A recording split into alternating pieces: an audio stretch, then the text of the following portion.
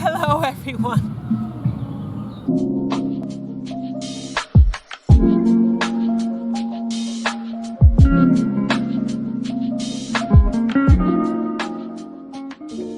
God bless each and every single one of you. What a beautiful day it is today, and definitely a day to just let the Spirit breathe. Do you know you have something incredibly special that is you? Incredibly special that just envelops you, envelops your nature, envelops your own health. So why don't we take care of it? Feed it what it's supposed to be fed. Feed it grass. No, I'm kidding. Feed it natural food. Feed it nature. Feed it things that's going to help it to just thrive a little bit longer. I know some of you might be experiencing this, but you know, as we get a little bit older, our bodies, our muscles, some of us experience aches and pains, and then we use this ointment. No. In our bodies, I mean, it does feel better, but it's so much chemicals that we're just putting in this body that was made to be elastic, that was made to be grand, that was made to be free. As you're listening to the music going by, that was the nature of the body. That it was not made to be exploited. It was not made to be closed in. Like a lot of us feel closed in. We feel weighted down with the different characters or titles that's placed on us. And that's fine. You know, these titles, that's what makes the world go round. We know this. But the most important gift that you have to give to yourself is the self, is really knowing who you truly are. The question that people always ask, who are you? And especially now in this time when New Age became a big deal. And the reason why I'm saying this is because New Age, basically, that's what it is. It's a new age of just, I'm sorry I'm going to say this, I don't want to offend anyone, stupidity. Sorry. Because when you learn from the great masters, when you learn from the teachers, the yogis, when you learn from those who experience spirituality, there is a sense of pride that's in knowing. It's not a pride that I'm more than, I know more than you. But it's a sense of self. It's a self, people call it self-realization. But it's not really a self-realization. It's a self-know-how. Going back and understanding without making it all mystical. Have you ever noticed people who are truly learned, and they call it save in my language, they're very calm, very simple. They don't really need much to survive.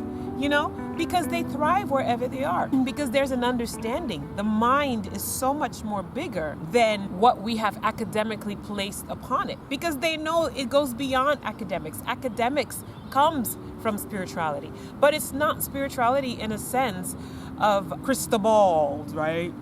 Or a spirituality in a sense of Mother Earth. This is something that was taken from us when we were back even in Africa. This is something that's non-Western. And even some of the Western, Celtics, they also understand this. But this is something that is basically what founded, what this whole thing, the earth, the energy, the wind, what this whole thing is about. And I don't like speaking about things that are quote unquote no, I'm talking about reality, God, the word that many of us are run away from and we are afraid of. Peace, love.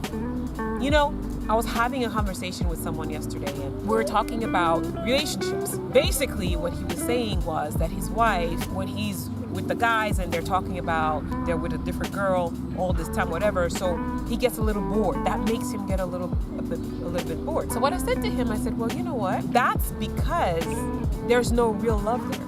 Because when you really love someone, like we see on earth, how the earth truly does take care of us, how God truly does every day. It says his mercies are new every morning. So no matter what we do, no matter how bad things are, because he first loved us, he gives us everything that we need, and he keeps giving us chances over chances over chances.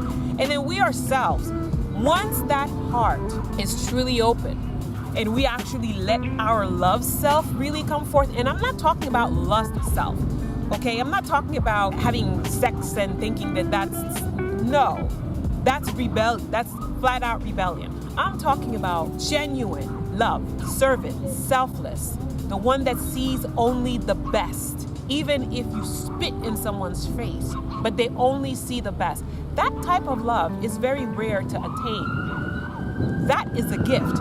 And that is the kind of love that should be nurtured, should be through meditation, should be something that you see spirit to spirit. The spirit cries out to spirit. And that's where I was going at with him. I said, I can honestly say in my past relationships that it was not love. It was more of a selfish gain of me trying to find protection for myself, financial protection, and not really allowing the person to be who they truly are and accepting them as who they truly are. I wanted to change them into who I think they should be because that's what I was told. And that the fable that we've been given, even with all fellas, all these things that we watch, they are so unhealthy for what we're trying to really accomplish here on this earth. Now, many of us can go around and say, well, I'm too busy for this, I'm too busy for that. Why should I be doing this? Or why should I be thinking about this? Because at the end of it all, that's all we have. When you think about it, would you not rather come into the realization of knowing who you truly are, faceting this whole entire thing? But not only that, finding that calm. Because the Word of God says, the peace of God passes all understanding. So getting that peace, which is very true, that literally passes all understanding, that your mind is clear, that you're able to weigh good, bad, that you're able to weigh which direction I should go, that you're able to have so much confidence in yourself. That's not mental confidence, but it's spiritual confidence of knowing who you truly are. That no matter what nonsense comes your way or whoever tries to woo you, you're not easily wooed because you know who you are. You're stable in yourself, and then you know that anything on this earth is possible for you. And I'm not talking about things that are that you're fantasizing about. You're basically doing so that other people can praise you. No, I'm talking about selfless acts to really, really connect and see the water for what it is. See the beauty that's in the birds. See, just really having that flow. And when that happens, the body just really relaxes and you find joy, you find peace, and it comes from here. And that's what we want, because then our best self now becomes creative. Creative that we can love each other, creative that we can really help guide each other. It won't be the blind leading the blind, but it would really be the source. It would really be that particular source that is air, that particular source that is wisdom, that particular source that is knowledge, that particular source that is understanding.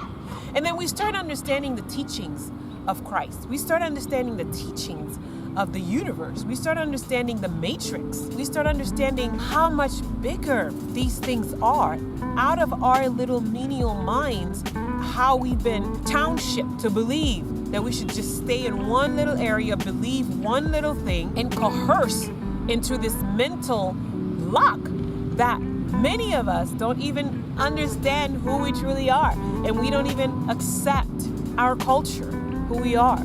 So I know there's many that we can actually do if we just remove all of the negativity and be teachable. If we just understand that God is God, and no matter what we do, He will always be God, with us or without us. It's as simple as that. So why don't we venture together and just start getting the spirit back into alignment. Start feeding our bodies what is healthy for it. Letting the intestinal tracts know, I'm going to help you digest this. So that as we get older, we look younger, because the more time we spend in the presence of God, the younger we look. The more time we meditate, the younger we look. The more we become citizens of this world that actually contributes to this world. Have a great day, everyone.